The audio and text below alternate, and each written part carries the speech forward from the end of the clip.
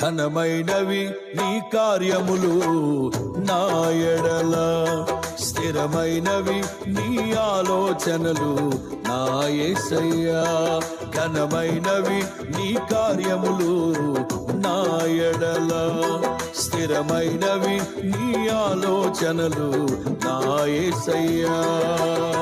కృపలను పొందుచు కృతజ్ఞత కలిగి స్తుతులర్పించెదను అన్ని వేళలా.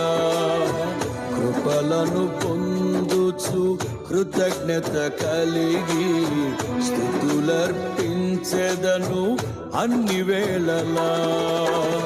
అనుదినము నీ అనుగ్రహమే, ఆయుష్కాలము నీ వరమే.